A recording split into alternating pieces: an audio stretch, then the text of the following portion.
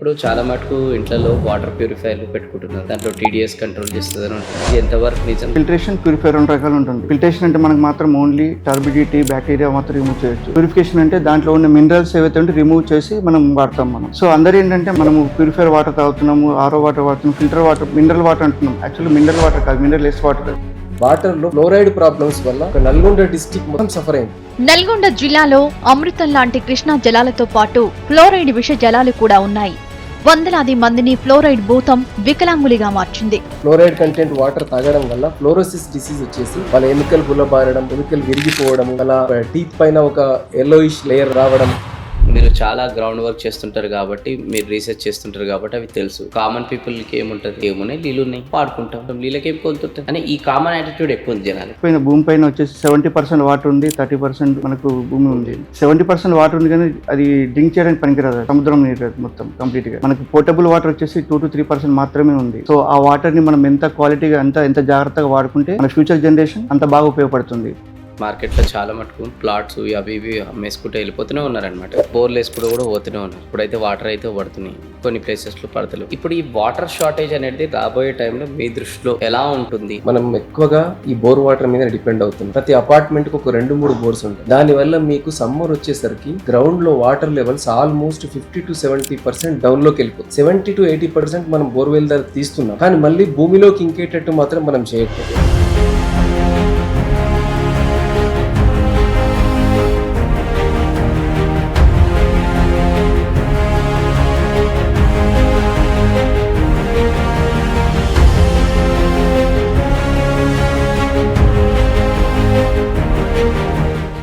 Hello అండి, నమస్కారం. నేను Venu Kalyan, business growth strategies. Welcome to Telugu business talk show with Venu Kalyan. ఈరోజు మనతోని యూనివర్సల్ వాటర్ కెమికల్స్కి సంబంధించిన ఎండి అండ్ డైరెక్టర్స్ మన రమేష్ గారు, అనిల్ గారు అండ్ శ్రీనివాస్ గారు ఉన్నారు. నమస్కారం అండి. నమస్కారం అండి. So 20 years of business journey. అసలు యూనివర్సల్ వాటర్ కెమికల్స్ అంటే బిజినెస్ అంటే ఏంటి? ఒకసారి దాని గురించి ఎలాబొరేట్ చేయండి, సో దట్ చాలా మందికి అప్పుడు ఈ పాడ్కాస్ట్ ఎందుకు చూడాలని క్లియర్గా అర్థమవుతుంది. Okay. Hello sir. Hello. Good afternoon sir. నా పేరు రమేష్ నాలచెరువు. మా కంపెనీ వచ్చేసి universal water chemicals private limited. Nature of business వచ్చేసి water and waste water treatment chemicals. మేము ఈ బిజినెస్ని April 1, 2006లో స్టార్ట్ చేయడం జరిగింది sir. With the help of my co directors Anil garu, Srinivas గారుతో start చేయడం జరిగింది. స్టార్టింగ్లో చాలా చిన్నగా స్టార్ట్ అయింది మా బిజినెస్. మా దగ్గర హ్యూజ్ ఇన్వెస్ట్మెంట్స్ లేవు, కానీ ఒక స్ట్రాంగ్ విజన్ ఉండింది. ఈ విజన్తోనే మేము ముందుకెళ్ళాలని ఒక ఆలోచన మాకు వచ్చినప్పుడు స్టార్టింగ్ మేము మార్కెట్లో గ్రౌండ్ వర్క్ ఎలా చేయాలి, అంటే డిఫరెంట్గా మేము మార్కెట్లోకి ఎలా వెళ్ళాలి అని ఒక ఆలోచన వచ్చినప్పుడు మేము ఏం చేసాము, చాలా మెనీ క్లయింట్స్ తోటి ఇంటరాక్ట్ అవ్వడం స్టార్ట్ చేసాం. అలా ఇంటరాక్ట్ అవుతున్నప్పుడు మాకు అప్పటి వరకు మార్కెట్లో ఉన్న ఒక లోపం, ఒక గ్యాప్ కనిపించింది. అది ఏంటంటే ఎవరు కూడా కస్టమర్కి వాల్యూ యాడెడ్ సర్వీసెస్ చేయట్లేదు. Value added services means technical support చేయడం కానీ, వాళ్ళ ప్రాసెస్ మానిటరింగ్ చేయడం కానీ, మేము సప్లై చేస్తున్న ప్రోడక్ట్ దానిలో ప్యూరిటీ ఏంటి, అసలు అది ఫంక్షనింగ్ ఎలా ఉంటుంది, అది అలా కస్టమర్కి ఒక ట్రస్ట్ క్రియేట్ అవ్వాలంటే మా ప్రోడక్ట్కి సంబంధించిన ప్యూరిటీ టెస్ట్లు కానీ, వాటికి సంబంధించిన టెస్ట్ ప్రొసీడర్స్ కానీ ఎవరు ఇవ్వడం లేదు. సో అది మేము మేజర్గా అబ్జర్వ్ చేసేసి దాన్ని ఒక విషన్గా మేము క్రియేట్ చేసుకున్నాం. ఈ విజన్తో మనం ముందుకెళ్ళాలి, కస్టమర్కు ఫస్ట్ మనం వాల్యూ యాడెడ్ సర్వీసెస్ చేయాలి అని పెట్టుకొని అదే మిషన్ తోటి మా టీమ్ని మేము ట్రైన్ చేయడం జరిగింది. మనం ఈ మిషన్తో ముందుకెళ్తున్నాము, మన విషన్ ఇది. ఇలా మనం ఎప్పుడైతే వెళ్ళామో కస్టమర్స్ ప్రాబ్లమ్స్ను మనం అర్థం చేసుకొని మనం వాల్యూ యాడెడ్ సర్వీస్ కనుక ఇవ్వగలిగితే కస్టమర్కు మన పైన ఒక ట్రస్ట్ వస్తుంది. అలాగే మేము స్టార్ట్ చేసి చాలా క్లయింట్ తోటి వాల్యూ యాడెడ్ సర్వీస్ ఇవ్వడానికి వెళ్ళి వాళ్ళ ప్రాబ్లమ్ సార్ట్అవుట్ చేయడం జరిగింది. అప్పుడు కస్టమర్కు మా పైన ఒక ట్రస్ట్ వచ్చింది. ఏమని, సో వీళ్ళు వచ్చింది ప్రోడక్ట్ సేల్ చేయడానికి కాదు, మనకు ఖచ్చితంగా ఒక సొల్యూషన్ ప్రొవైడ్ చేయడానికి వచ్చారు, అంటే ultimately they are helping us అన్న ఒక కాన్ఫిడెన్స్, ఒక ట్రస్ట్ మా పైన బిల్డ్ అయింది. ఎప్పుడైతే ఆ క్లయింట్కు మా పైన ఆ ట్రస్ట్ బిల్డ్ అయిందో మాకు రెఫరల్స్ రావడం స్టార్ట్ అయిందండి. ఆ రెఫరల్స్ మేము ఎలా దాన్ని మేము ఆర్డర్స్గా కన్వర్ట్ చేసామంటే మా దగ్గర కొన్ని కేస్ స్టడీస్ పెట్టుకున్నాం, కొన్ని టెస్టిమోనియల్స్ పెట్టుకున్నాం. మాకు వచ్చిన రెఫరల్స్ దగ్గరికి వెళ్ళి ఆ కేస్ స్టడీస్ చూపించడం, ఆ టెస్టిమోనియల్స్ చూపించడం, అంటే మేము ప్రాబ్లమ్ని ఎలా సార్ట్అవుట్ చేసాం, ఎలాంటి కైండ్ ఆఫ్ ప్రాబ్లమ్స్ వచ్చాయి ఈ వాటర్ ట్రీట్మెంట్లో, ఎలాంటి ప్రాబ్లమ్స్ వచ్చాయి ట్రీట్మెంట్ కెమికల్స్లో కావచ్చు, ట్రీట్మెంట్ ప్లాంట్స్లో కావచ్చు అనేది మేము చూపించాం. అలా ఎప్పుడైతే మేము రిఫరల్స్ చూపిస్తూ ముందుకు వెళ్ళామో కస్టమర్స్ మాకు ఖచ్చితంగా మమ్మల్ని ట్రస్ట్ చేయడము, ఆ విధంగా ముందుకు వెళ్ళడం ద్వారా మా బిజినెస్లో ఒక గ్రోత్ కనిపించిందండి. ఇప్పుడు ఆ గ్రోత్ మాకు ఏ విధంగా దారి తీసిందంటే రీసెంట్గా 2026 ఇయర్లో మేము 20 ఇయర్స్ కంప్లీట్ చేసుకున్నాం ఈ వాటర్ ట్రీట్మెంట్ ఫీల్డ్లో. అలాగే 1500+ సాటిస్ఫైడ్ కస్టమర్స్ ఉన్నారు, 120+ టీమ్ సైజ్ ఉంది, 25 CR టర్నోవర్ తోటి ఈ industrial market treatment chemicals market సెగ్మెంట్లో మేము ఒక ట్రస్టెడ్ సొల్యూషన్ ప్రొవైడర్గా కంటిన్యూ అవుతూ వస్తున్నామండి. Great. So first of all అసలు మీ కంపెనీలో ఏం ప్రోడక్ట్స్ ఉంటాయి, ఎలా హెల్ప్ చేస్తాయి జనాలకి? యా అందరికీ నమస్తే. నా పేరు అనిల్ కుమార్ పడకంటి. నేను కూడా వచ్చేసి మా company universal water chemicals private limited 2006లో మొదలుపెట్టినప్పుడు ఏంటంటే ట్రీట్మెంట్ కెమికల్స్తో స్టార్ట్ చేస్తాం అనమాట.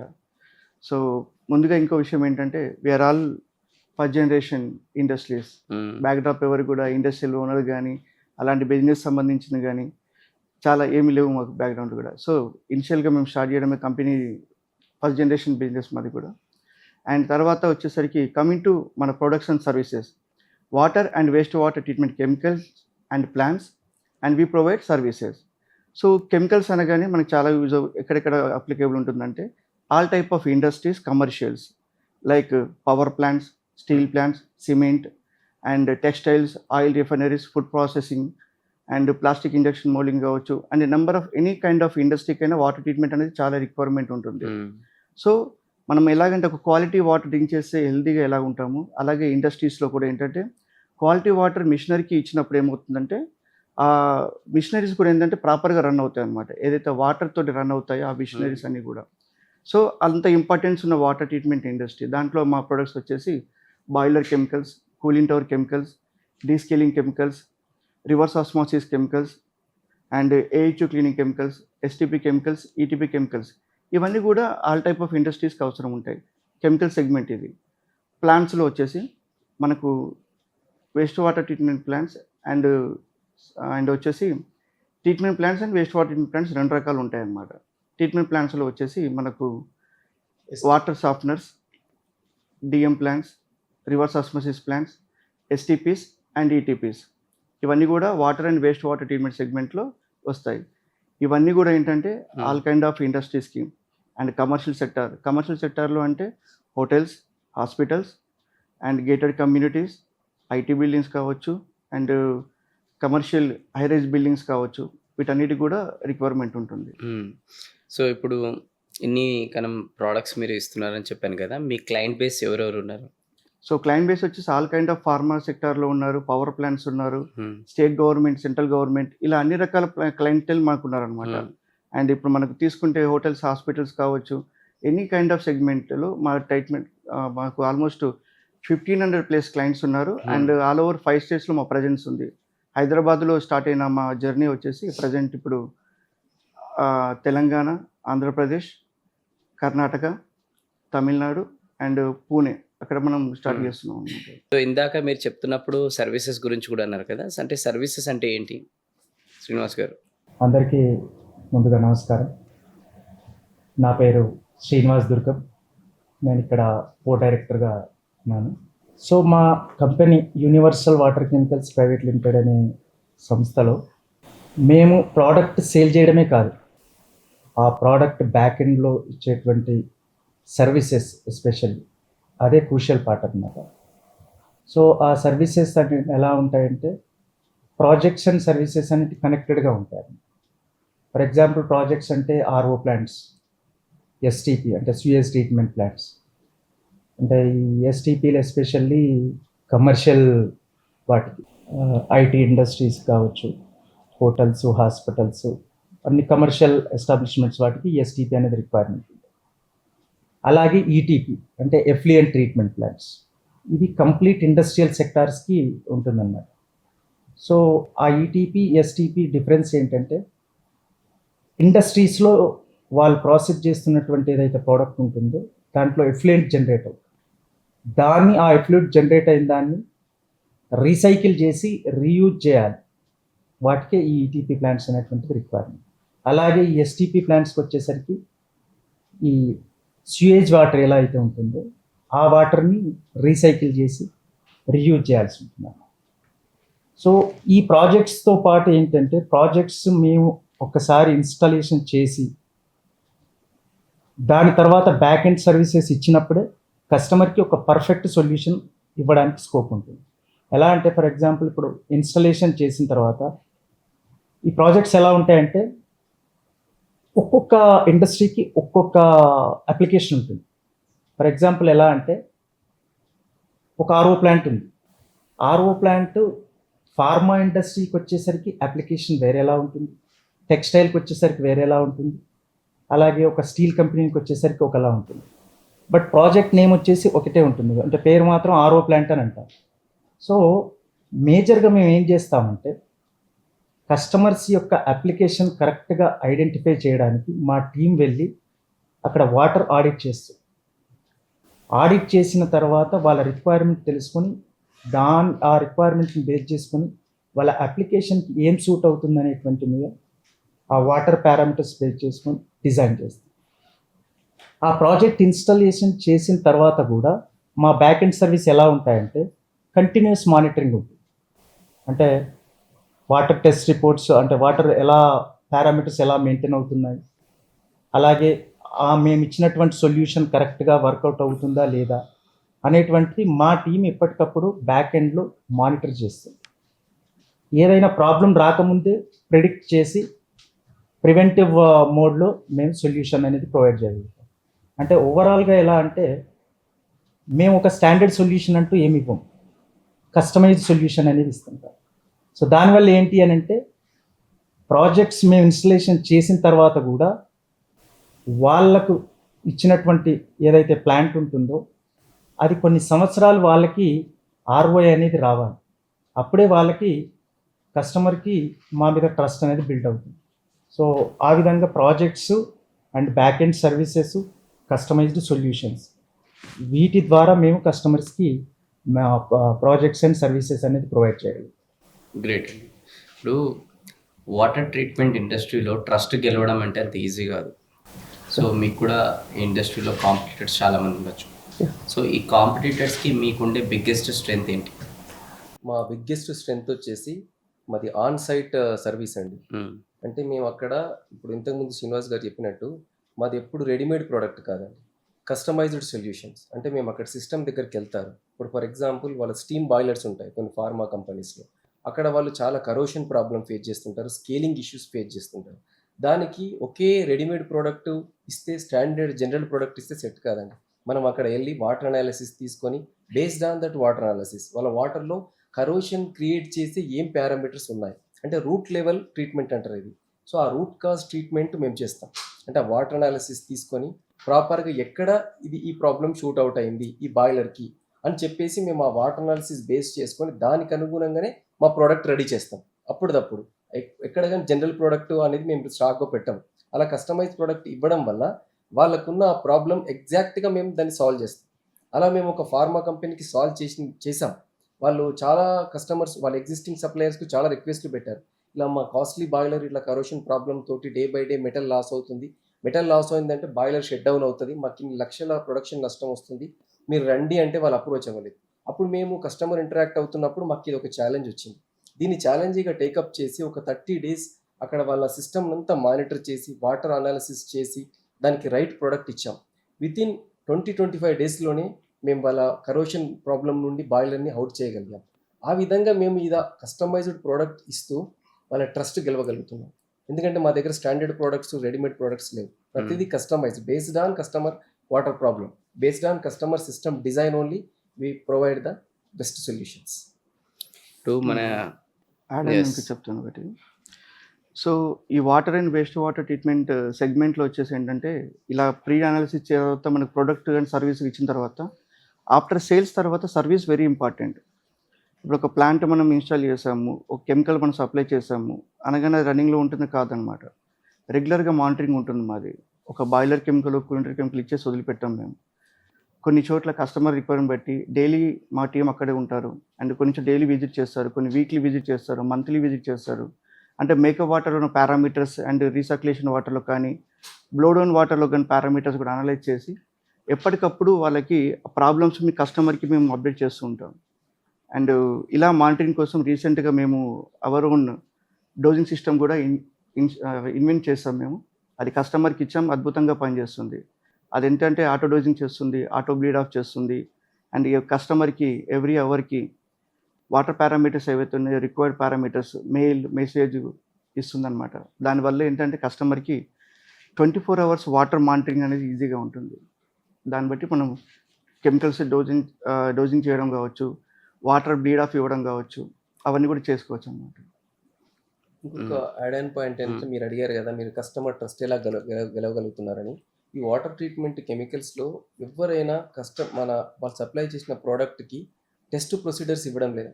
కానీ మేము అలా కాదు, మా ప్రోడక్ట్లో ఏదేది ఎంత ప్యూరిటీ ఉంది, ఎంత కాన్సన్ట్రేషన్ తోటి మేము ప్రోడక్ట్ ఇస్తున్నాము అనేది మాది along with product we are sending test procedure. అంటే వాళ్ళు ల్యాబ్లో టెస్ట్ చేసుకోవచ్చు, వీళ్ళు ఇచ్చిన ఇంత కాన్సన్ట్రేషన్ ఉందా లేదా, ఇంత ప్యూరిటీ ఉందా లేదా అని టెస్ట్ చేసుకొని వాళ్ళు తీసుకోవచ్చు. అలా మేము ఇచ్చిన తర్వాత చాలామంది వెండర్స్కి కస్టమర్ అడిగితే వెండర్స్ ప్రొవైడ్ చేయలేకపోయారు. ఎందుకంటే వాళ్ళు సప్లై చేస్తున్న ఆ ప్రైస్కి వాళ్ళు ఇస్తున్న ప్యూరిటీకి మ్యాచ్ లేదు. సో మేము చెప్తున్న ప్రైస్కి మేము ఇస్తున్న టెస్ట్ ప్రొసీడర్స్ మా క్వాలిటీకి రిలేటెడ్ ఉన్నందువల్ల మేము కస్టమర్ మమ్మల్ని ఎక్కువ ట్రస్ట్ చేయడానికి మాకు చాలా అవకాశాలు వచ్చాయి. COA MSDS. So industrial water ట్రీట్మెంట్లో మీ బిగ్గెస్ట్ ఛాలెంజ్ మీరు ఏం ఫేస్ చేశారు, దాన్ని ఎలా అధిగమించేశారు? సో మేజర్గా మాకు ఇందాక చెప్పినట్టు ప్రాజెక్ట్స్ అండ్ సర్వీసెస్లో ఆన్ టైంకి ప్రాజెక్ట్ కంప్లీట్ చేయడం అనేటువంటిది చాలా ఇంపార్టెంట్. సో అదొక బిగ్గెస్ట్ ఛాలెంజ్. సో దాంతోపాటు ఏంటంటే ఇంతకుముందు చెప్పినట్టు ఒక స్టాండర్డ్ సొల్యూషన్ కాకుండా కస్టమైజ్డ్ సొల్యూషన్ ఇవ్వడం. సో ఈ రెంటిని అలైన్ చేస్తూ కస్టమర్కి ఒక ఆర్ఓఐ పాయింట్ ఆఫ్ వ్యూలో ఒక బిగ్గెస్ట్ సాటిస్ఫాక్షన్ లెవెల్లో సర్వీస్ ఇవ్వడానికి మేము ఎలా చేస్తామంటే ఎవ్రీ ఏరియా వైజ్ మా టీమ్ని అసైన్ చేస్తుంటాం. ఫర్ ఎగ్జాంపుల్ ఇప్పుడు మా కస్టమర్ నెట్వర్క్ తెలంగాణ, ఆంధ్ర, కర్ణాటక, అలాగే కేరళ, గోవా కూడా ఉన్నాయి. సో వీటి ఏంటంటే ఒక ఏరియా నుంచి ఒక ఏరియాకి వెళ్ళడం అనేటువంటిది వెరీ డిఫికల్ట్, అంటే చాలా లేట్ అవుతుంది. సో ఏ ఏరియాకు ఆ ఏరియాలోని టీమ్ని అక్కడే అసైన్ చేసి అక్కడ వచ్చినటువంటి ప్రాజెక్ట్స్ని ఆన్ టైంలో కంప్లీట్ చేయడం ద్వారా, అలాగే ఈ అక్కడ ఉన్నటువంటి టీమ్ ఎక్స్పర్ట్స్ని వాళ్ళు అలైన్ చేసుకుంటూ వెళ్ళడం ద్వారా ఏంటంటే ఆల్మోస్ట్ మేము మా అబ్జర్వేషన్లో మేము కరెక్ట్గా అలైన్ చేసిన తర్వాత ఒక 30% టైం సేవ్ చేయగలం. సో దానివల్ల ఏంటంటే కస్టమర్కి కూడా కాస్ట్ ఓవర్ రన్ అవ్వదు, ఇచ్చే వాళ్ళకు అవ్వదు, అలాగే కస్టమర్కి కూడా ఓవర్ రన్ అవ్వదు. సో దానివల్ల కస్టమర్ హ్యాపీ అండ్ మేము హ్యాపీ. సో ఆ ఛాలెంజ్ని మేము ఎస్పెషల్లీ ఈ ప్రాజెక్ట్స్ అండ్ సర్వీసెస్లో చాలా ఓవర్కమ్ చేయగలిగాం. కాంపిటీటర్ యొక్క డ్రాబ్యాక్ ఏదైతే ఉందో ఆ డ్రాబ్యాక్ని మేము ఐడెంటిఫై చేసి కస్టమర్ మార్కెట్లో ఏం ఫేస్ చేస్తున్నారు మేజర్గా అనేటువంటిది ఐడెంటిఫై చేసినప్పుడు ఈ ఛాలెంజ్ మేము అబ్జర్వ్ చేసి దీనిపైనే మనం కాంపిటీటర్కి డిఫరెంట్గా మనం ప్రొవైడ్ చేయాలనేటువంటి ఒక కాన్సెప్ట్తో అలా సక్సెస్ఫుల్గా ఛాలెంజ్ని ఓవర్కమ్ చేశాము. సో కస్టమర్స్ కూడా మాకు మా పైన పెట్టుకున్నటువంటి ట్రస్ట్ ఏదైతే ఉందో దాన్ని ఈ 20 yearsగా నిలబెట్టుకుంటూ వస్తాం. గ్రేట్. అలానే ఇప్పుడు మన నెక్స్ట్ 10 yearsలో వాటర్ ట్రీట్మెంట్ ఇండస్ట్రీ అనేది ఎలా మారుతుందని మీరు అనుకుంటున్నారు? లైక్ ఇప్పుడు AI, automation, sustainability, zero liquid discharge, water reuse లాంటి ట్రెండ్స్ బిజినెస్ని ఎలా ఇంపాక్ట్ చేస్తాయి నెక్స్ట్? సో మేజర్గా ఏంటంటే ఇప్పుడున్న పరిస్థితిలో ఎలా ఉంది అంటే కొంతమంది ఫాలో అవుతున్నారు, కొంతమంది ఫాలో అవ్వట్లేదు. ఎలా అంటే ఈ STP, ETP అనేటువంటిది ఇన్స్టాలేషన్ చేయడం ద్వారా వాటర్ని రీసైకిల్ చేసి రీయూజ్ చేయడం ద్వారా ఇటు నేచర్కి, కరెక్ట్, అటు సొసైటీకి, అటు ఇండస్ట్రీస్కి ఎంతో కొంత మనం మేలు చేయగలుగుతాం. బట్ అది ఫుల్ ఫ్లెడ్జ్గా అవ్వట్లేదు. ఇప్పుడున్నటువంటి పరిస్థితి ఇంకొక 10 years తర్వాత చూస్తే ఈ కండిషన్ వేరేలా ఉంటుంది. ఎలా అంటే ఇప్పుడు ఏదో ఆప్షనల్ అనే వేలో సాగుతుంది. అంటే కొంతమంది రీసైకిల్ చేసి రీయూజ్ చేస్తున్నారు ఈ ఎస్టీపీ ప్లాంట్స్ పెట్టుకొని. బట్ 10 years తర్వాత ఇదే ప్రాసెస్ ఆప్షనల్గా కాకుండా మ్యాండేటరీ అయ్యే అవకాశం. మ్యాండేటరీ అవుతుంది. ఇప్పుడు తెలంగాణలో కూడా వర్షాలు లేవు. అదే ఇప్పుడు మీలాంటిది వాళ్ళు ఏదైనా ప్రాజెక్ట్ వాళ్ళు క్రియేట్ చేసుకుని ఉంటే ఎస్. ఇంత బాగుంటుండే ఈరోజు. సో దానికి తోడు ఇంకోటి ఏంటంటే ఇప్పుడు ఏఐ ఇరా వచ్చేసి. సో ఇంతకుముందు ఏంటంటే మాన్యువల్గానే మానిటరింగ్ చేయడం, మాన్యువల్గానే మనం పారామీటర్స్ అనేటువంటి టెస్ట్ చేయడం, దాని ద్వారా మనం అక్కడ ఉన్నటువంటి ఫైండింగ్స్ ఏంటి అనేటువంటి చూసుకొని మన కస్టమర్ దగ్గరికి వెళ్ళి ఆ సొల్యూషన్ అనేటువంటిది ఫైండ్ అవుట్ చేసేసరికి చాలా టైం తీసుకుంది. ఆ టైంలో ఏంటి అని అంటే కొన్ని డిస్టర్బెన్సెస్ కూడా ప్రొడక్షన్లో వాళ్ళకి కస్టమర్కి అయ్యే ఛాన్సెస్ ఉంటాయి. సో ఇప్పుడు ఈ ఏఐ ఇరా ఎలా మార్చబోతుంది అంటే ప్రాబ్లం రాకముందే ఏఐ ప్రిడిక్ట్ చేసేస్తుంది. సో ఆ ప్రిడిక్ట్ చేసిన దాన్ని ఐఓటీ టెక్నాలజీ అంటారు. సో ఈ ఐఓటీ టెక్నాలజీ అనేటువంటిది కంటిన్యూగా మానిటర్ చేస్తుంది. ఫర్ ఎగ్జాంపుల్ ఒక కస్టమర్ దగ్గర ఒక ఆర్ఓ ప్లాంట్ పెట్టారు. సో వాళ్ళ అప్లికేషన్కి తగ్గట్టుగా స్టాండర్డ్ అవుట్పుట్ పారామీటర్స్ వస్తున్నాయా లేవా అది ఎప్పటికప్పుడు కంటిన్యూస్గా మానిటరింగ్ చేస్తుంది. సో దానివల్ల ఏంటి అని అంటే కస్టమర్కి ప్రాబ్లం రావడానికంటే ముందే ఆ ప్రాబ్లమ్ని మేము ముందే ఐడెంటిఫై చేసి అంటే మాకు అలర్ట్ వస్తుంది. సో ఆ ప్రివెంటివ్ మోడ్లో మేము వెళ్ళి ప్రాబ్లం రాకముందే అంటే prevention is better than cure అంటారు. సో అలా ప్రాబ్లం వచ్చిన తర్వాత కాకుండా రాకముందే మేము ఐడెంటిఫై చేసి వాళ్ళ ప్రొడక్షన్లో ఏ డిస్టర్బెన్సెస్ను ముందుగానే అవాయిడ్ చేసి వాళ్ళకి ఆ ప్రాబ్లమ్ని సాల్వ్ చేయడం ద్వారా అంటే రాకముందే సాల్వ్ చేయడం ద్వారా కస్టమర్ చాలా అంటే ఒక వాళ్ళ ప్రొడక్షన్లో కావచ్చు, వాళ్ళకు సంబంధించినటువంటి టోటల్ ఫంక్షనింగ్లో కావచ్చు, ఎక్కడ డిస్టర్బెంట్ రాకుండా మేము కంటిన్యూస్ మానిటరింగ్ చేయడం ద్వారా మేము అలా కస్టమర్ యొక్క ప్రొడక్షన్ డిస్టర్బ్ కాకుండా చూస్తాం. అంటే ఇప్పుడు చాలా మటుకు ఇప్పుడు రియల్ ఎస్టేట్ కంపెనీస్ కావచ్చు, ఇట్లా మార్కెట్లో చాలా మటుకు ప్లాట్స్ అవి ఇవి అమ్మేసుకుంటూ వెళ్ళిపోతూనే ఉన్నారనమాట. సో ఇప్పుడు అందరూ బోర్లు వేసుకుంటూ కూడా పోతూనే ఉన్నారు. ఇప్పుడైతే వాటర్ అయితే పడుతున్నాయి, కొన్ని ప్లేసెస్లో పడతలేవు. సో ఇప్పుడు ఈ వాటర్ షార్టేజ్ అనేది రాబోయే టైంలో మీ దృష్టిలో ఎలా ఉంటుంది, దాని ఇంపాక్ట్ ఎలా ఉంటుంది? మరి బోర్ వేస్తే ఎన్ని మీటర్స్కి ఇప్పుడు రాబోయే టైంలో వాటర్ పడుతున్నాయి, ఇప్పుడు ఎట్లా పడుతుంది, ఇది రాబోయే టైంలో దీని ఇంపాక్ట్ ఎలా ఉంటుంది? సో అదే ఇప్పుడు వాటర్ హార్వెస్టింగ్ చేయడం ద్వారా ఏమేమి బెనిఫిట్స్ అయితే ఇది జనాలకి అవేర్నెస్ లేదు.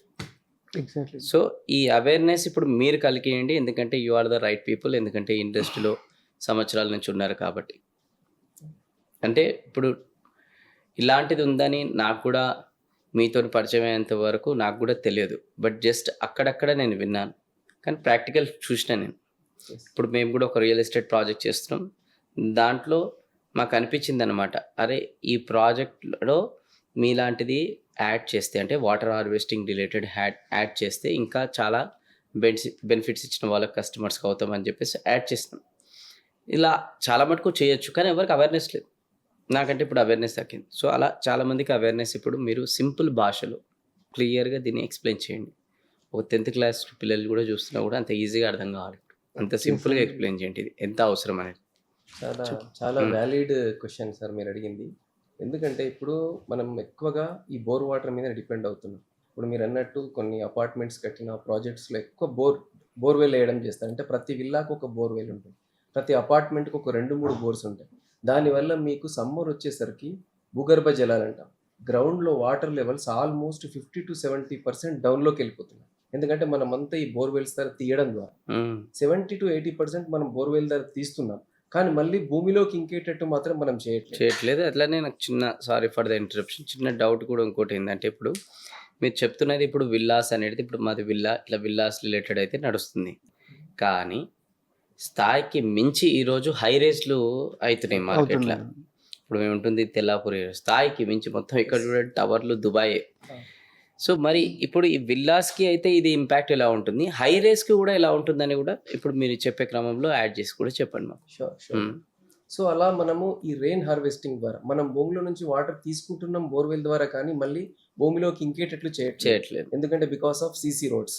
మీరు ఏదైనా ఇప్పుడు హై రైజ్ బిల్డింగ్స్ తీసుకోండి, విల్లాస్ తీసుకోండి, ఇక్కడంతా సీసీ రోడ్ కనిపిస్తుంది. కరెక్ట్. అందుకే ఆ మధ్యలో చాలా గవర్నమెంట్ కూడా ఏం చేసిందంటే ఈ రెయిన్ హార్వెస్టింగ్ పిట్స్ చేయాలని చెప్పేసి చాలా అవేర్నెస్ తీసుకొచ్చింది. అంటే మనం ఒక డెడికేటెడ్ ప్లేస్ అలొకేట్ చేసి దానిలో ఒక 4-5 టైప్స్ ఆఫ్ శాండ్ ఉంటుంది. అంటే ఇంత 5 ఫీట్స్ డెప్త్, ఇంత 4.5 ఫీట్స్ వెడ్త్లో ఒక పిట్ తీసి మనం దానిలో శాండ్స్ ఉంటాయి. ఒక 4-5 టైప్ శాండ్ ఉంటుంది. పెబల్స్ అని, గ్రావెల్స్ అని, ఫైన్ శాండ్ అని. ఎందుకుందా ఆ శాండ్ ఏంటి అంటే వాటర్ లోపల ఉన్న డస్ట్ డర్ట్ను అవి అక్కడ మనకు స్ట్రక్ అయిపోతుంది. ప్లెయిన్ వాటర్ మాత్రం కిందికి వెళ్ళిపోతుంది, బా. బోర్వెల్లోకి వెళ్ళిపోతుంది. ఇంకా గ్రౌండ్ ఇంకా వండర్ఫుల్ ఫిల్టర్ గ్రౌండ్. సో ఎలాంటి పొల్యూటెంట్ను కూడా గ్రౌండ్ లోపల ఫిల్టర్ అయిపోయి మన బోర్వెల్కు స్ప్రెడ్ అవుతుంది. దానివల్ల మనం ఈ సమ్మర్లో ఈ వాటర్ షార్టేజ్, వాటర్ స్కేర్సిటీ అనే ప్రాబ్లమ్స్ మనం అవాయిడ్ చేయగలం. ఇంకా coming to high rise buildings, అది ఇంకా ఎక్సలెంట్ క్వశ్చన్ అండి. ఎందుకంటే ఆ హై రైజ్ బిల్డింగ్స్లో ఇప్పుడు గవర్నమెంట్ ఏం చేసిందంటే ఒకప్పుడు వాటర్ స్కేర్సిటీని దృష్టిలో పెట్టుకొని వాళ్ళకు ఖచ్చితంగా ఎస్టీపీ అనేది వాళ్ళు పెట్టుకోవాలి. అంటే సీవేజ్ ట్రీట్మెంట్ ప్లాంట్ అనేది mandatory. At the time of building construction only they need to take permission from government. మీ దృష్టిలో ఇప్పుడు ఎంతవరకు ఇది ఇంప్లిమెంట్ చేస్తారు? ఇప్పుడు కొత్తగా వచ్చే ప్రాజెక్ట్ లో అసలు ఎస్టీపీ లేకుండా పర్మిషన్ ఇవ్వట్లేదండి గవర్నమెంట్. ఖచ్చితంగా వాళ్ళ ఎస్టీపీకి గవర్నమెంట్ ఇంత ప్లేస్ అలొకేట్ చేయాలని చూపిస్తే వాళ్ళ గ్రౌండ్ లో ఒక ప్లేస్ లో వాళ్ళు ఆ ప్లేస్ అలొకేట్ చేయాలి డెడికేటెడ్ గా. దానిలో ఈ సీవేజ్ ట్రీట్మెంట్ ప్లాంట్ పెట్టాలి. వాళ్ళ కిచెన్ వేస్ట్, వాళ్ళ వాష్రూమ్ వేస్ట్ మొత్తం ఒక పిట్ లో కలెక్ట్ చేస్తారు. చేసి ఆ తర్వాత స్టేజ్ బై స్టేజ్, ఇప్పుడు నేను ఎస్టీపీ అన్నాను కదా, దానిలో స్టేజ్ బై స్టేజ్ ఫిల్టర్ ఉంటుంది దానిలో. సో ఆ వాటర్ ఒక స్టేజ్ నుంచి ఒక స్టేజ్ ఫిల్టర్ అవుతూ ఎట్లయితే కొంచెం ఎలాబరేట్ చేయండి. ఇప్పుడు మీరు ఒక ఎస్టీపీ కనుక తీసుకుంటే దానిలో ఫస్ట్ వచ్చేసి MBBR టెక్నాలజీ అని ఉంటుంది. అంటే మూవింగ్ బెడ్ బయోరియాక్టర్ అనే ఒక టెక్నాలజీ ఉంటుంది. మనం ఏదైతే ఇప్పుడు ఈ డిఫరెంట్ టైప్స్ లో నుంచి బిల్డింగ్స్ వచ్చిన వాటర్ని ఒక పిట్ లో కలెక్ట్ చేసిన తర్వాత ఆ మూవింగ్ బెడ్ బయోరియాక్టర్స్ కి ఇది పంపిస్తాం. అంటే దానిలో ఏముంటుందంటే ఏరియేషన్ ఉంటుంది. కింద నుంచి ఫుల్ గా ఎయిర్ బబుల్స్ వస్తూ ఉంటాయి. ఎయిర్ బబుల్ ఎందుకు వస్తుందంటే దానిలో మనం ఒక బ్యాక్టీరియాని డెవలప్ చేస్తున్నాం, లైవ్లీ బ్యాక్టీరియాని డెవలప్ చేస్తున్నాం. ఎందుకంటే మన కిచెన్ వేస్ట్, సీవేజ్ వేస్ట్, ఇదంతా గ్రే వాటర్ ఇవంతా మిక్స్ అవుతూ వస్తుంది. దీనిలో lot of nitrogen, bacteria waste ఉంటుంది. ఇప్పుడు ఇదంతా అక్కడ మనం ఏదైతే MBBR ట్యాంక్లో బిల్డ్ చేస్తున్నాం బ్యాక్టీరియాని లైవ్లీ, ఈ బ్యాక్టీరియా ఇది అనేది బ్యాక్టీరియాకు ఫుడ్గా యూజ్ అవుతుంది. మన వాటర్ లోపల ఉన్న ఈ స్లడ్జ్ అనొచ్చు, దానిలో అన్ని డిఫరెంట్ టైప్ ఆఫ్ వేస్ట్ ఉంటుంది. ఇదంతా బ్యాక్టీరియాకు ఫుడ్గా కన్వర్ట్ అవుతుంది. ఎప్పుడైతే బ్యాక్టీరియా దీన్ని ఫుడ్గా కన్జ్యూమ్ చేసుకొని ఫ్రీ వాటర్ ఇంకొక స్టేజ్లోకి వదులుతుంది. అక్కడ దాన్ని ట్యూబ్ సెట్లర్ అంటాం, క్లారిఫైయర్ అని కూడా అంటాం. అక్కడ ఏం జరుగుతుందంటే వాటర్ స్టేజ్ బై స్టేజ్ కింద బాటంలో సెటిల్ అయిపోతుంది, ప్లెయిన్ వాటర్ ఇంకొక స్టేజ్లోకి వెళ్తుంది. అక్కడ ఏం చేస్తామంటే శాండ్ ఫిల్టర్, కార్బన్ ఫిల్టర్ పెడతాం. అంటే వాటర్లో ఏమైనా కెమికల్ కంటెంట్స్ ఉన్నా, కలర్ ఉన్నా, స్మెల్ ఉన్నా అక్కడ రిమూవ్ అయిపోతుంది. దాన్ని టెరిషియరీ ట్రీట్మెంట్ అంటాం. టెరిషియరీ ట్రీట్మెంట్ అవుట్లెట్లో మనం క్లోరినేషన్ చేస్తాం. అంటే ఇంకేమైనా బ్యాక్టీరియా ఉంటే అక్కడ అరెస్ట్ అవుతుంది. అది కూడా స్కిప్ అయిపోతుందని డౌట్ వస్తే UV సిస్టమ్ పెడతాం. అంటే అల్ట్రా వైలెట్ రేస్ ద్వారా మనం వాటర్ లోపల ఉన్న బ్యాక్టీరియాని కిల్ చేసి ఈ వాటర్ని మనం ఫ్లషింగ్కి, గార్డెనింగ్కి వాడుకోవచ్చు. అంటే మీరు ఇప్పుడు పర్ డే ఒక 10,000 వాటర్ కన్జ్యూమ్ చేస్తున్నారు అనుకోండి, ఒక విల్లాకు ఒక 2-3 ఫ్లాట్స్ కలిపి, అందులో 50% వాటర్ అంటే 5,000 లీటర్ వాటర్ మనం దాన్ని రీసైకిల్ చేయొచ్చు. చేసి మనకు చాలా పెద్ద లాన్స్ ఉంటాయి. ఇప్పుడు మీరు తీసుకుంటే కనుక చాలా లాన్ ఉంది, చాలా గ్రీనరీ కనబడుతుంది. వీటన్నిటికీ మనం దాన్ని చేయొచ్చు. ఇప్పుడు మీరు హై రైజ్ బిల్డింగ్స్ అన్నారు, అందులో ఆల్మోస్ట్ 150-200 ఫ్లాట్స్ ఉంటాయి. ప్రతి ఒక్కరికి ఫ్లషింగ్ ఉంటుంది.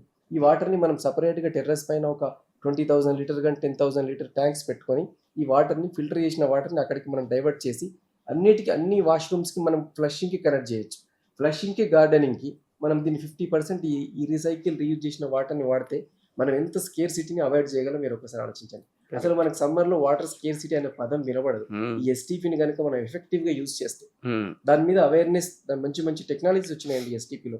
అందుకే ఇప్పుడు గవర్నమెంట్ కూడా దీన్ని బాగా ఎంకరేజ్ చేస్తుంది. అందుకే పర్మిషన్లో కూడా ఎస్టీపీ ఉంటేనే మ్యాండేటరీ. మళ్ళీ గవర్నమెంట్ అఫీషియల్స్ కూడా వస్తున్నారు, ఈ ఎస్టీపీ అక్కడ కన్స్ట్రక్ట్ చేశారా లేదా, అప్పుడే వాళ్ళకు ఆక్యుపెన్సీ సర్టిఫికేట్ ఇస్తారు, OC ఆ బిల్డింగ్కి. అప్పటి వరకు ఇవ్వట్లేదు. సో అంత గవర్నమెంట్ దృష్టిలో కూడా ఈ ఎస్టీపీ, రీయూజ్, రీసైకిల్ అనేది అంత మ్యాండేటరీ థింగ్గా అయిపోయింది. అండ్ రెయిన్ వాటర్ హార్వెస్టింగ్ కూడా వెరీ ఇంపార్టెంట్. ఒకప్పుడు మనము 50 ఫీట్స్ 100 ఫీట్స్ బోర్ అయ్యగానే వాటర్ వచ్చేది, స్వీట్గా ఉండేది. ఇప్పుడు ఈ వాటర్ స్కేర్సిటీ వల్ల 500,000 మొత్తం లోపలికి వెళ్ళిన తర్వాత కూడా మనకు వాటర్ రావట్లేదు. వచ్చిన వాటర్ కూడా బోర్ వాటర్, చాలా హార్డ్ వాటర్ వస్తుంది. సో అందుకే రెయిన్ వాటర్ హార్వెస్టింగ్ వల్ల బెనిఫిట్ అనేది ఫస్ట్ నా పర్సనల్ ఎగ్జాంపుల్ చెప్తాను. ఒకటి 2014లో ఇండిపెండెంట్ హౌస్ తీసుకున్నాను. బిఫోర్ గోయింగ్ అందులోకి గృహప్రవేశం ముందే రెయిన్ వాటర్ హార్వెస్టింగ్ లేదు అందులో. హార్వెస్టింగ్ ఒకటి తయారు చేసుకున్న తర్వాత బోర్ పక్కన ఇంజనీర్ సహాయంతో పెట్టుకున్న తర్వాత ఇంట్లోకి మేము వెళ్ళాం అన్నమాట. ట్రస్ట్ మీ 2014 నుంచి ఇప్పటి వరకు ఒక వాటర్ ట్యాంక్ కూడా తెప్పించలేదు. మేము అందులోకి డిసెంబర్లో వెళ్ళాము. ఫిబ్రవరి నుండి మా గల్లీలోకి వాటర్ ట్యాంకర్స్ రావడం స్టార్ట్ అయిపోయినాయి ఆల్రెడీ. అక్కడ అంత వాటర్ స్కెర్సిటీ ఉంది మా ఏరియాలో. బట్ మా ఇంట్లో మాత్రం ఇంతవరకు వాటర్ ట్యాంక్ తెప్పించలేదు. That is the best example from my end. Great. ఇప్పుడు మీరు చాలా గ్రౌండ్ వర్క్ చేస్తుంటారు కాబట్టి, మీరు రీసెర్చ్ చేస్తుంటారు కాబట్టి అవి తెలుసు.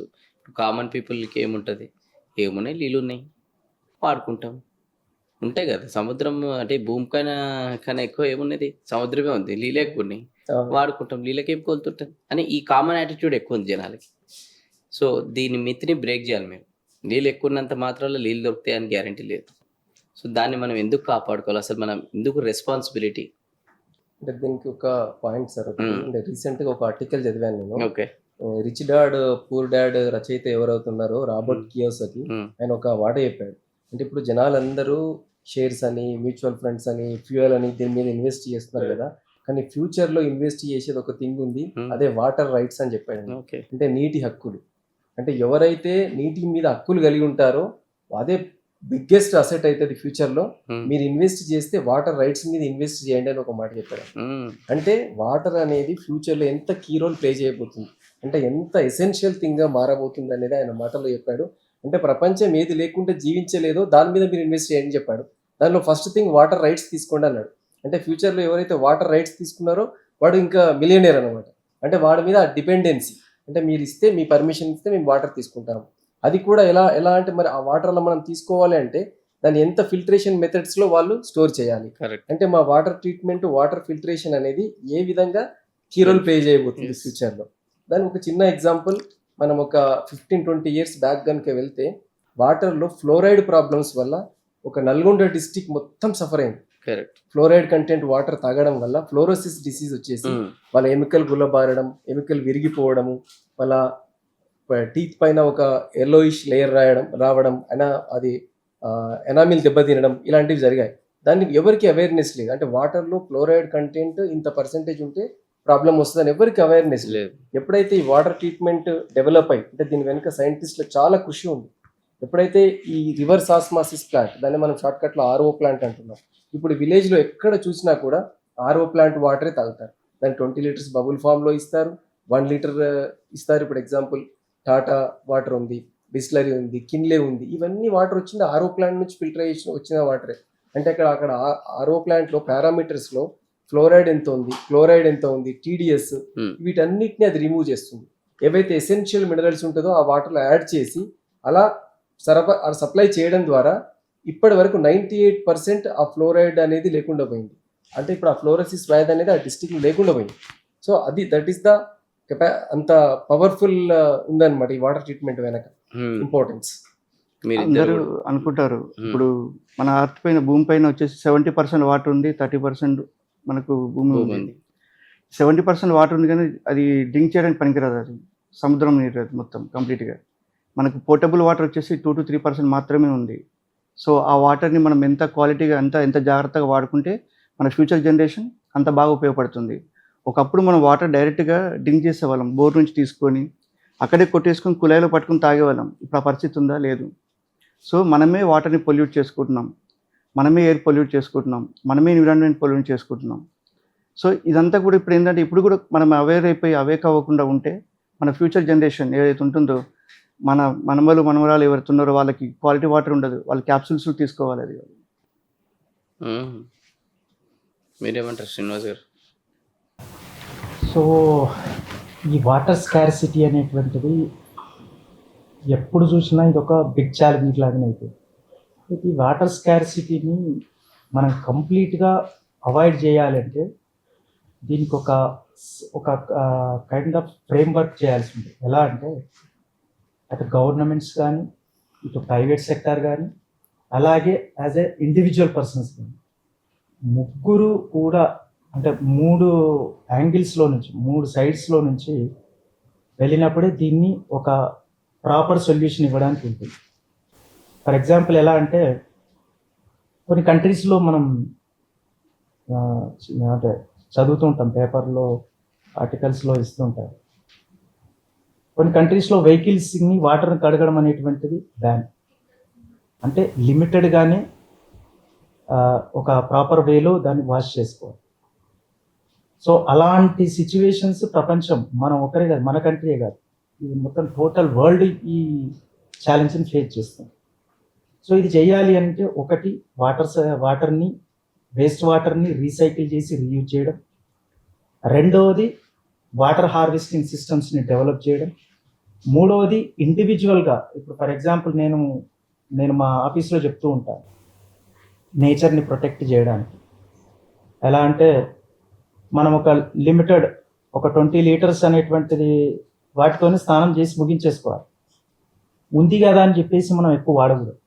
ఆ మధ్యలో ఒకసారి పేపర్లో చదివాను, ఒక అతను 2 లీటర్స్తో మాత్రమే స్నానం చేసి కంప్లీట్ చేస్తాడు, చెన్నై అనుకుంటాను మేబీ. సో ఈ స్కార్సిటీ ఏ ఒక్క పర్సన్తోనో, ఏ ఒక్క ఆర్గనైజేషన్తోనో, లేకపోతే ఓన్లీ గవర్నమెంట్తోనో, లేకపోతే ఓన్లీ ప్రైవేట్ సెక్టార్తోనో కాదు. ఇదంతా ఏంటంటే ఒక సెంట్రలైజ్డ్ యూనిఫైడ్ మెకానిజం అనే విధంగా చేస్తేనే బాగుంటుంది. సో అలా చేసినప్పుడే ఇందాక రమేష్ గారు చెప్పినట్టు వాటర్ రైట్స్ మీద ఇన్వెస్ట్మెంట్ చేసిన వాళ్ళే రేపు వాళ్ళు రిచ్ పీపుల్ అవ్వడానికి స్కోప్ ఉంది. కాబట్టి దాని మీద ఫోకస్ పెట్టాలి అంటే మనం చిన్నప్పటి నుంచో మన ఇంట్లో పిల్లలకి కూడా, నేను మా ఇంట్లో కూడా పిల్లలకి చెప్తూ ఉంటాను, లిమిటెడ్ వాటర్ మనకి అబండెంట్గా ఉన్నప్పటికీ కూడా ఎంత వాడాలో అంతే వాడండి అనేటువంటిది మన పిల్లలకు కూడా ఇంట్లో నుంచే స్టార్ట్ అవ్వాలి. చేంజ్ అనేటువంటిది ఇంట్లో నుంచే స్టార్ట్ అవ్వాలి.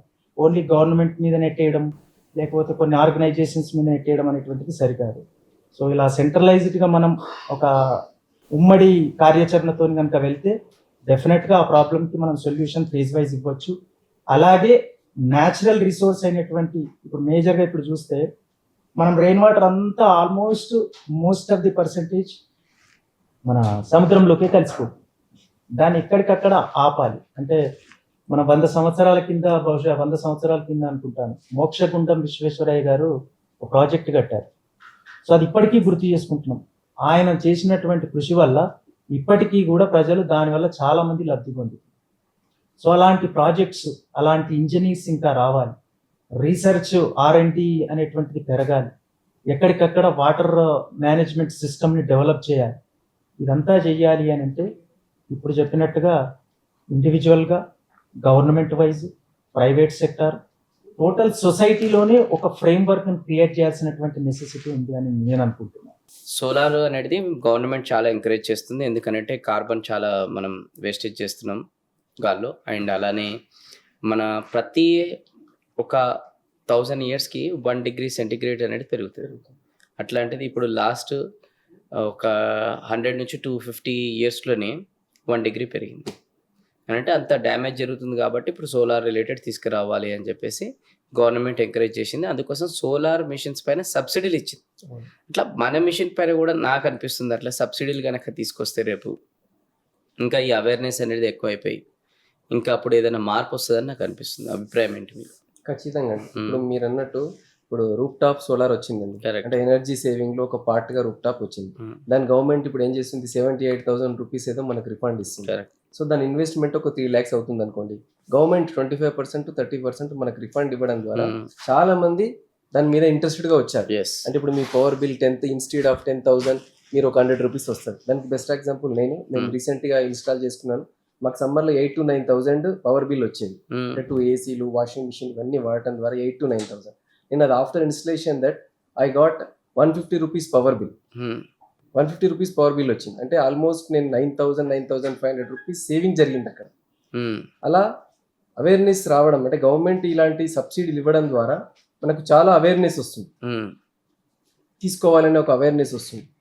అలాగే రెయిన్ హార్వెస్టింగ్, ఇంతకుముందు మనం మాట్లాడుకున్నట్టు రెయిన్ హార్వెస్టింగ్ ద్వారా చాలా గవర్నమెంట్ అది అడ్వర్టైజ్మెంట్ ఇచ్చి దాని గురించి కూడా అవేర్నెస్ తీసుకొచ్చింది.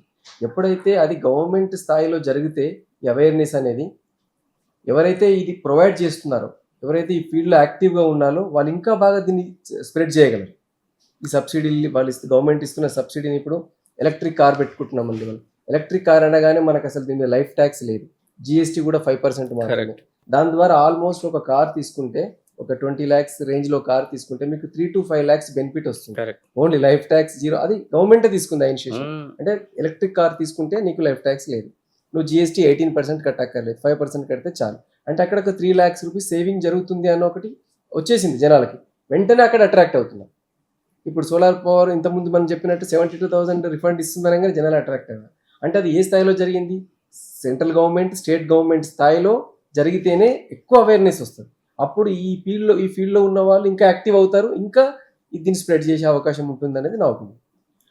అండ్ వన్ మోర్ థింగ్ ఏంటంటే, ఇప్పుడు గవర్నమెంట్ ఇప్పుడు సోలార్ అనేది ఇండివిజువల్గా ఎట్లా అవుతుందో, ఇప్పుడు ప్రజెంట్ వచ్చేసి గవర్నమెంట్ ఒక 35 ప్లాట్స్ మాత్రం ఉంటేనే మనకు ఎస్టీపీ పెట్టుకోవడం మ్యాండేటరీ ఉంది. అలా కాకుండా ఈవెన్ GHMC నుంచి, మున్సిపాలిటీ నుంచి, గ్రామ పంచాయతీ నుండి కూడా ఎవ్రీ ఇండిపెండెంట్ హౌస్ కూడా ఒక చిన్న డొమెస్టిక్ ఎస్టీపీ అండ్ ఫిల్టరేషన్ కానీ ఉండే మ్యాండేటరీ చేసి సబ్సిడీలు ప్రొవైడ్ చేసింది అనుకోండి. ఇప్పుడు ఏమవుతుందంటే ప్రతి ఇండిపెండెంట్ హౌస్ నుంచి కూడా ఇండివిజువల్ కూడా వాళ్ళు రీసైకిల్ యూజ్ చేయడం అని స్టార్ట్ చేస్తారు.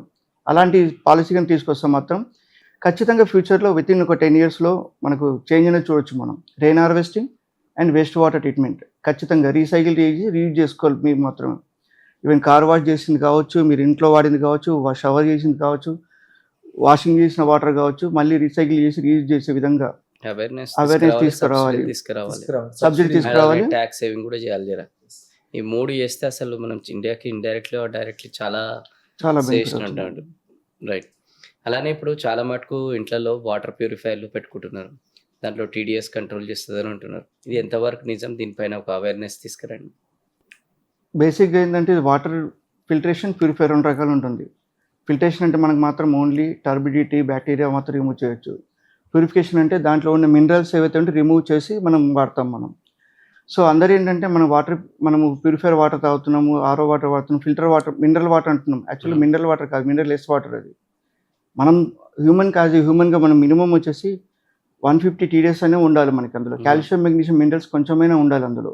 ఒక 150 ppm వారు అంటారు, పెడితే మెయింటైన్ చేస్తేనే అది హెల్తీగా ఉంటాం. మన బోన్స్ కానీ మనకు కానీ హెల్తీగా ఉంటుంది. ప్రతి హ్యూమన్కి కొన్ని మినరల్స్ అనేది అవసరం ఉంటుంది. అది ఇంటేక్ అనేది వచ్చేసి మేజర్గా మనకు వచ్చేది వాటర్ నుండే. సో అందరూ ఏంటంటే మనకు ఇంట్లో డొమెస్టిక్ పెట్టేసుకొని అది చెక్ చేసుకోకుండా వాటర్ ఎంత స్వీట్గా ఉంటే బాగుంటుంది అని చూస్తారు. బట్ వాటర్ మీకు స్మూత్గా అవుతుందంటే అందులో మినరల్స్ రిమూవ్ అవుతున్నట్టే. ఎంత మినరల్స్ లాస్ అవుతే అంత వాటర్ స్మూత్నెస్ అవుతుంది. సో వాటర్ స్మూత్నెస్ కోసం కాకుండా ప్రతి ఒక్కరు కూడా ఆలోచించాల్సింది ఏంటంటే మన ఫ్యూచర్ హెల్త్ గురించి ఆలోచించాలి. పిల్లల హెల్త్ కానీ, పెద్దవాళ్ళకి కానీ, మనకు కానీ ఫ్యూచర్లో ఎఫెక్ట్ కాకుండా ఉండాలంటే మినిమం TDS అనేది మెయింటైన్ చేసుకునే విధంగా చూడండి. లేకపోతే ఏమవుతుందంటే ఫ్యూచర్లో బోన్స్కి సంబంధించిన రిలేషన్ ప్రాబ్లం కావచ్చు, అదర్ హెల్త్ ఇష్యూస్ అని చాలా వస్తాయి మనకి. ఇప్పుడు యాడ్ ఆన్ పాయింట్ ఏంటంటే, ఇప్పుడు మీరు చెప్పిన దాంట్లో డొమెస్టిక్ RO ప్లాంట్ ఏదైతే ఉందో దాంట్లో 2 sectors పీపుల్స్ ఉన్నారు. ఒకరేమో యాక్సెప్ట్ చేస్తున్నారు, ఇంకొకరేమో RO వాటర్ తాగొద్దు, ఒకప్పుడు మేము వెల్ వాటర్ తాగాము, లేకపోతే చెరువులో వాటర్ తాగాము, బోర్ వాటర్ తాగాము అని అంటున్నాం. బట్ ఒకప్పటితో కంపేర్ చేస్తే ఇప్పుడున్నటువంటి ఎన్వైరన్మెంట్ కండిషన్స్ సపోర్ట్ చేయలేదు. అదే అప్పుడు మన వాళ్ళు 20-30 years బ్యాక్ మన వాళ్ళు తాగినటువంటి వాటర్ మనం ఇప్పుడు తాగే స్కోప్ ఛాన్సే లేదు. సో దానికి ఏంటి అని అంటే, ఇలాంటి ప్లాంట్స్ మనం పెట్టుకోవడం ద్వారా ఏంటంటే వాటర్లో వస్తున్నటువంటి పొల్యూటెంట్స్, డస్ట్ రిలేటెడ్ లేకపోతే వాటర్లో ఉండేటువంటి పొల్యూషన్స్ ఏవైతే ఉన్నాయో వాటర్ పొల్యూషన్ని రిమూవ్ చేయడానికి మనకి UV సిస్టమ్ అనేటువంటిది ఒకటి ఇన్బిల్ట్గా ఉంటుంది.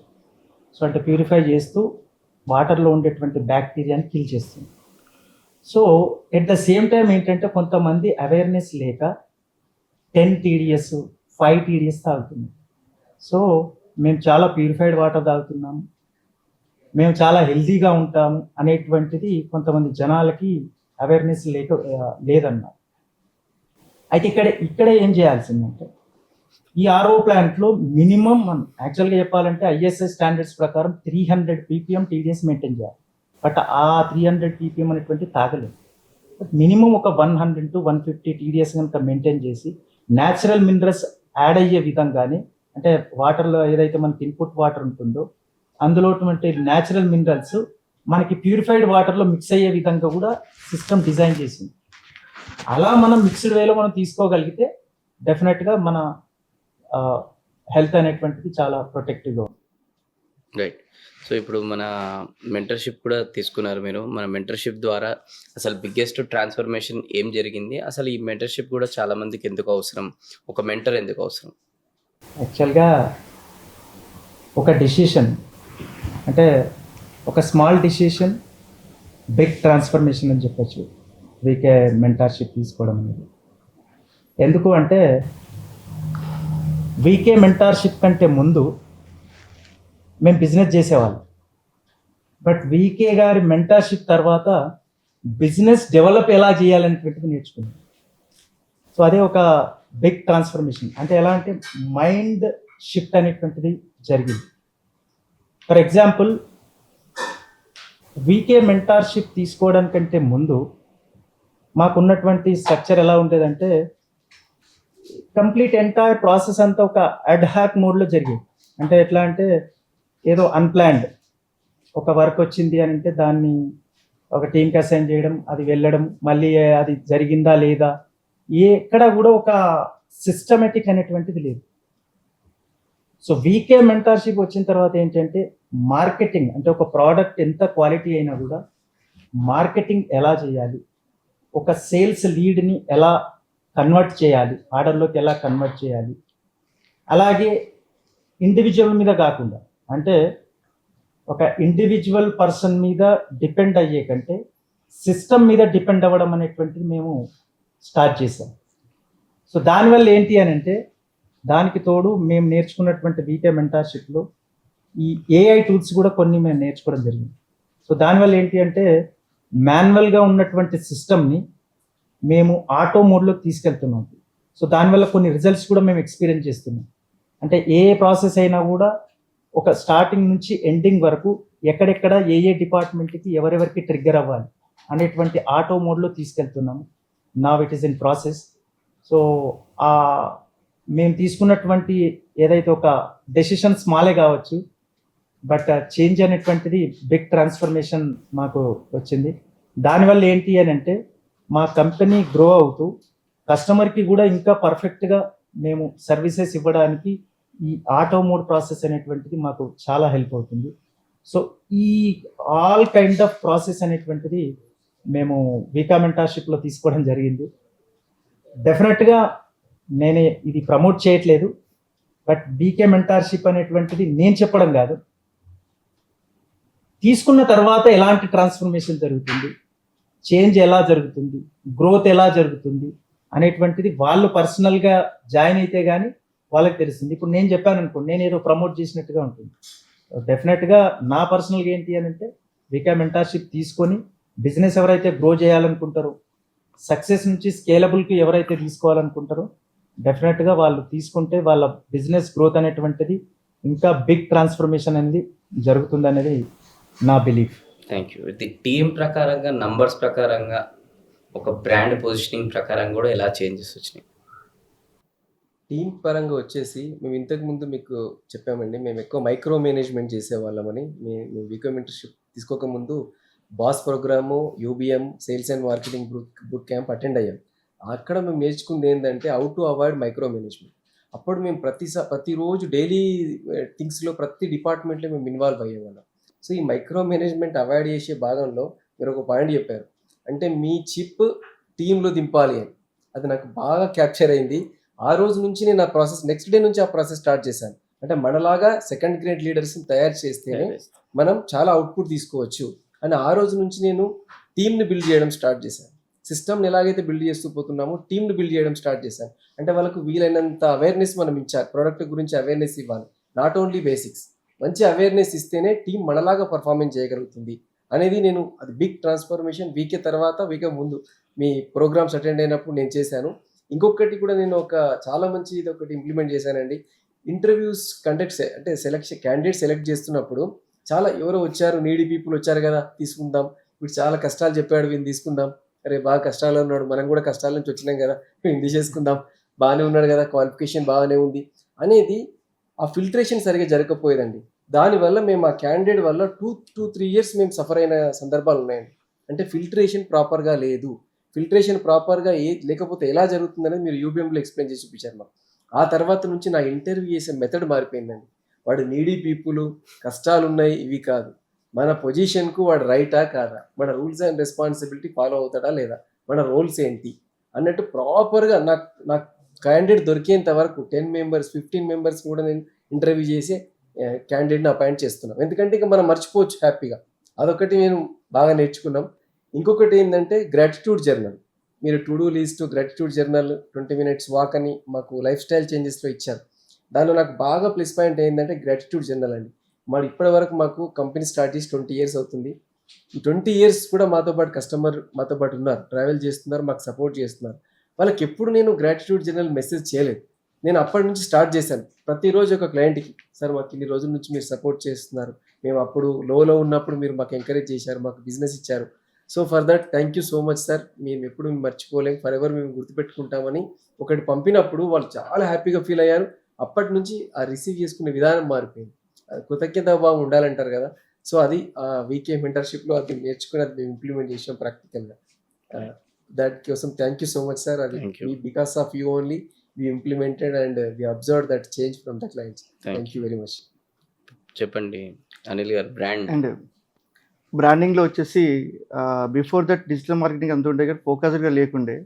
వెన్ వీ టేక్ వేకే మెంటర్షిప్ వచ్చిన తర్వాత రీసెంట్గా వీడియోస్ చేయడం స్టార్ట్ చేయడం, బ్రాండ్ గురించి అవేర్నెస్ గురించి ఇన్ఫర్మేటివ్ వీడియోస్ అండ్ మా మేనేజ్మెంట్ నుంచి వీడియోస్ కూడా మేము స్టార్ట్ చేసాము.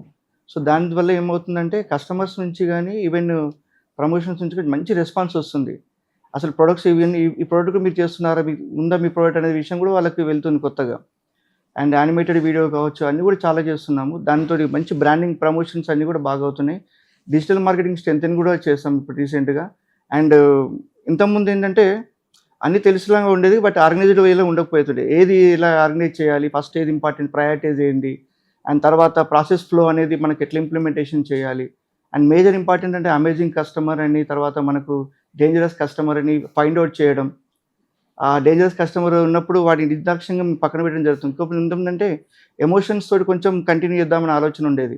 మేము కూడా కొన్ని సెల్ఫ్ ఎక్స్పీరియన్స్ వచ్చిన తర్వాత సో డేంజరస్ కస్టమర్ ఎప్పటికైనా డేంజరస్, మనకి వాడు మనవాడైతుంది ఎవరైతే ఏంటి అనేది. అలాగొకటి అమేజింగ్ కస్టమర్స్ అది యాజ్ వెల్ యాజ్ అట్లాగే అమేజింగ్ కస్టమర్స్ వచ్చేసరికి వాళ్ళకు ఇంకా బెస్ట్ సర్వీస్ ఇవ్వడం, వాళ్ళకి ఇంకా మంచి బెస్ట్ అవుట్పుట్ ఇచ్చి అంటే ఇంకా 1 కాల్ అవే విధంగా కమ్యూనికేషన్లో ఉండడం, వాళ్ళకి ఇంకేం కావాలని ఇంకా అడిషనల్ యాడ్-ఆన్స్ కూడా సర్వీస్ ప్రొవైడ్ చేయడం కూడా చేస్తున్నాం అది. సో ఇవన్నీ బికాస్ ఆఫ్ వీకే మెంటర్షిప్ ద్వారా జరిగింది. అందరూ అనుకుంటారు ఇవన్నీ మనకి ఫస్ట్ టైం రాగానే అందరూ అనుకుంటారు ఏంటంటే ఇవన్నీ తెలిసినాయి కదా, ఇక్కడికి వచ్చి ఇన్ని లక్షలు కట్టి చేయాల్సింది ఏమనుకుంటారు. అది కాదు, తెలిసినా కానీ ఎలా ఆర్గనైజ్ చేయాలి, ఏది ఇంపార్టెంట్ కాదు, ఒక మెంటర్ ద్వారా వచ్చినప్పుడు మాత్రమే అది తెలుస్తుంది. మాకు మా వీకే మెంటర్షిప్ ద్వారా తెలిసింది. Thank you. అండ్ అలానే ఇప్పుడు జనాలకి, ఎందుకంటే మీ ప్రోడక్ట్ ఏదైతే ఉందో చాలామంది ప్రాబ్లమ్స్ సాల్వ్ చేస్తుంది. ఎస్పెషల్లీ వాటర్ కాపాడుతుంది అండ్ అలానే నేచర్ని కాపాడుతుంది అండ్ ఎంతో దేశానికి కాంట్రిబ్యూట్ చేస్తుంది. సో ఇది ల్యాక్ ఆఫ్ అవేర్నెస్ వల్ల చాలా మనం మోసపోతున్నాం. ఓకే, మోసపోవడం అంటే నష్టపోతున్నాం. ఓకే, సో ఈ నష్టపోకుండా మీరు ఇచ్చే ఒక ఫైనల్ మెసేజ్ ఏంటి, సో దట్ ఆ మెసేజ్ తీసుకొని జనాల లోపల మార్పు వచ్చి రాబోయే టైంలో ఈ వాటర్ కాపాడుకోవడానికి ఏదైనా చేయాలి. అలాంటిది ఒక స్ట్రాంగ్ మెసేజ్ ఏంటి ఈచ్ మెంబర్ నుంచి?